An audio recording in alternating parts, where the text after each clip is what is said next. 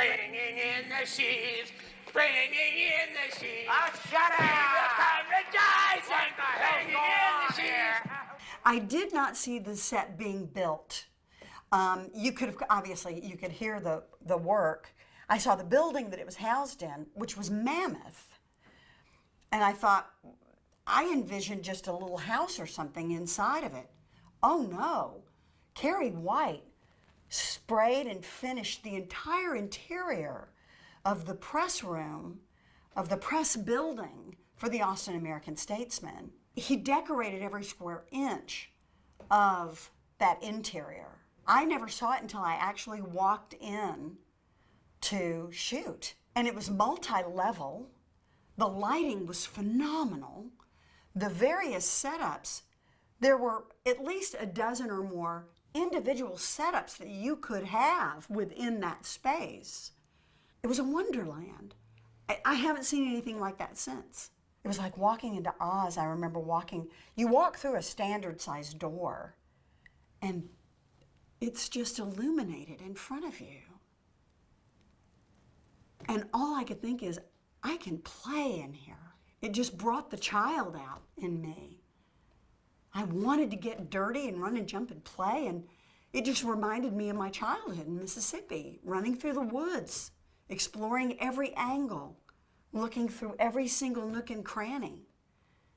And it was a miracle. That guy, Carrie White, visionary. I saw the mouth of it, and it was so intimidating I decided not to go. Seriously, I didn't go in.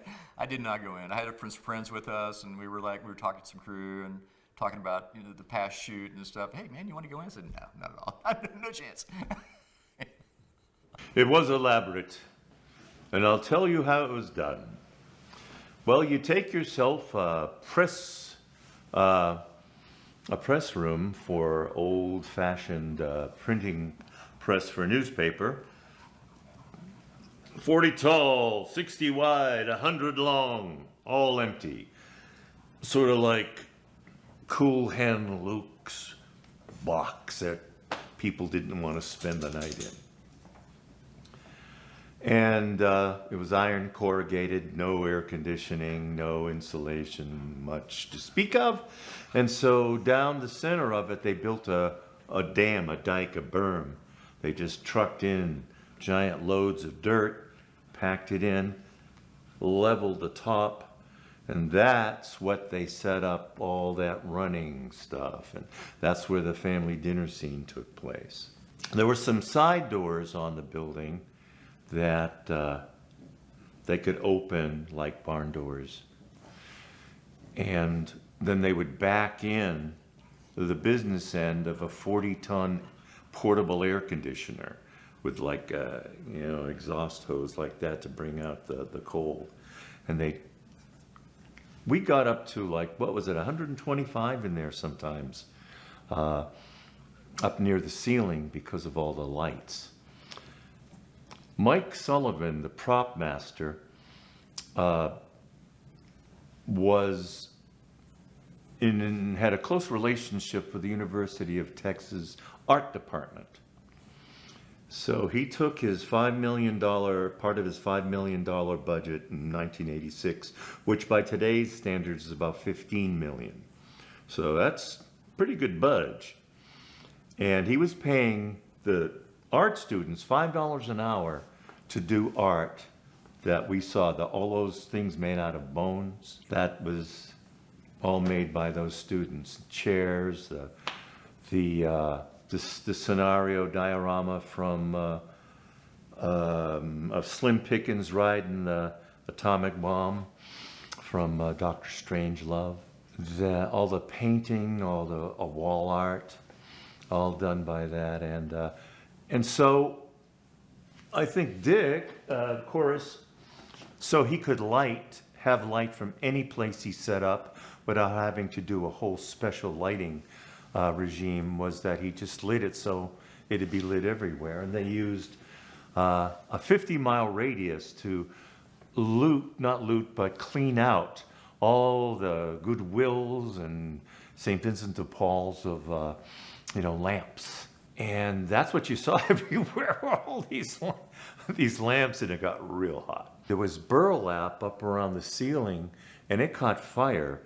But one of those swift camera crew just shinnied up a ladder, ripped it down, and saved the day, because that would have been pretty horrible. A couple of weeks after I shot the scene with Dennis, I was back in town for another job, and I don't remember, I called somebody to say, hey, I'm in town, can I drop in to say hello? Don't even remember who I talked to. But they said, sure, come on over. We're at the Austin American-Statesman old printing building. And when I showed up, they were right in the middle of shooting that Lair sequence with all the craziness that ensued in there. And they had scrounged every available prop from within 200 miles. Every antique shop, every lighting store, every junkyard. They even raided a boneyard to build, they used animal bones, and some of them were still pretty fresh, I understand. And it was bizarre and creepy, and as Lou Perryman said, it was the best damn haunted house you could ever go inside. For you aficionados of that scene where Dennis Hopper as Lefty comes in with a saw ready to engage the family, he kicks a painted wall and out comes guts. And that was genuine slaughterhouse offal, barrels of it brought into the set, and all the slaughterhouse guts lined up behind her. And it had been like that for a couple of hot stinking days. So when that came out, when you saw Dennis's face and nose wrinkle up, you knew it was for real. It must have been god awful, because he has really great control. And he wouldn't sacrifice the scene over his own sensibilities, I don't think. It's the devil's playground. And so it was hot and sweaty, and it smelled kind of funky. And they were working under the most miserable kind of conditions, but they were not complaining. They just got it done. And it's kind of unbelievable to think the constraints under which they were working to do the kind of job they did. The exterior was out in the countryside. It was the remnants of what had been, I don't know if it was even called Texas Battleland. I don't know what the name of it was. It was an amusement park for little kids. So you've got the little roller coaster that kind of gently goes and does. They finished it out and kind of rebuilt it with gunite, paper mache, wire, you name it, and created Texas Battleland. And that was what the exterior was. So we had to travel to go to that. Within the first week or 2 weeks of filming, Toby wanted me to do the chainsaw dance. It's basically a 3-story drop-off. And I have to be as close to the edge as I can get. I had never held a running chainsaw in my hand. Not a single time. All they had down at the bottom was a bunch of boxes, cardboard boxes. Now they were big boxes and they were covered with furniture pads. It freaked me out. I said, I can't do it. I don't know how to do this. I've got to have time with the saw, practice with the saw. Toby comes up to me, he takes a cigar out of his mouth, he goes, then go the fuck home. I didn't know what he meant. I didn't know if he meant go back to the hotel or if he meant go back to Dallas. Where am I going? What do I do? The driver took me back to the hotel. I called my agent. I said, I think I'm fired. You know, we don't even have 2 weeks in the can. He wanted me to do this action. I didn't feel comfortable doing it. And my agent said, don't worry about it. If I get a call, I'll call you and let you know. Just relax, take it easy. Sure enough, I got picked up the next day. That night, I got a call sheet. So everything was okay. And we got to save it closer to the end when I had had a chance to work all the action and incorporate all of Stretch's adventure within that character. And by then I fucking juggled chainsaws, so I was very comfortable with the chainsaw. A lot of diorama. You could see the details. It was wonderful to see the detail. In wherever you look, you see some made object, and it would have details in it that were, very nice and interesting. Artist touches that lent a special depth to the family, since they supposedly had done all the artwork.